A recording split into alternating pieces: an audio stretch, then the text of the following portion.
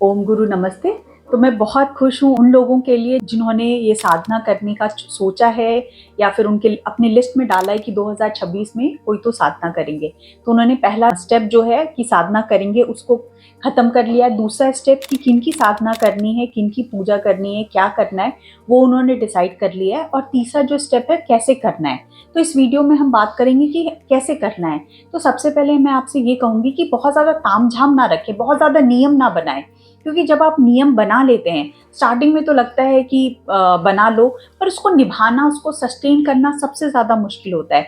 फिर क्या होगा कि आप एक वीक करेंगे, उसके बाद आपसे हो नहीं पाएगा। अगर आप पीछे जाएं तो पीछे पहले जमाने में जो है इतनी ज्यादा डिस्ट्रैक्शन नहीं होती थी, इतना मोबाइल्स नहीं होता था कि रील्स देखने को भी टाइम रहे, इतने सारे सोशल मीडिया नहीं होते थे, और उनका जो काम का तरीका है, वर्किंग आवर भी ऐसा नहीं होता था। काफी सिंपल लाइफ हुआ करती थी। और अभी का जो कॉर्पोरेट वर्ल्ड है बहुत ज़्यादा ड्रेनिंग होता है, बहुत ज़्यादा प्रेशर होता है, बहुत स्ट्रेसफुल होता है। तो आप वहाँ से करके आने के बाद आपसे नहीं हो पाएगा कि आप हवन कुंड लगाएं और सारी तैयारियां करें, ये सब कुछ नहीं हो पाएगा। इस वजह से आप जो पहली दिन साधना का जो पहला दिन होगा उस दिन ही आपको सारे नियम को भगवान को क्लियर करना है। यानी कि जब आप बैठेंगे तो आप उनको बता देंगे कि आपसे क्या क्या पॉसिबल है।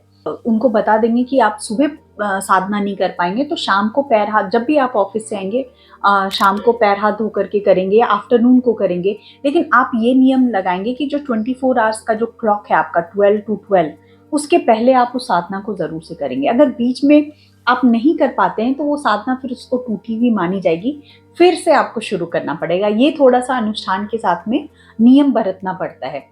और आप ये सारी नियम भी लगा के पहले ही क्लियर कर देंगे कि मुझे पूजा गृह में नहीं बैठ पाऊंगा या पाऊंगी तो मैं सोफे पे बैठ के करूंगी या बेड पे बैठ के करूंगा। जो भी आपने सोचा है, जो भी आपसे पॉसिबल है, वो सारी चीजें जो साधना का जो पहला दिन होगा उस दिन ही आप सब कुछ क्लियर कर देंगे। उसके बाद जब आप साधना को करेंगे तो आपके ऊपर कोई भी भार नहीं आएगा। यूनिवर्स और भगवान ऐसा कुछ नहीं होगा कि आप पे आपसे गुस्सा हो जाएंगे और आपके लिए बुरे बुरे चीजें करने लगेंगे, ऐसा कुछ नहीं होता। साधना में हर चीज में भाव इंपॉर्टेंट होता है।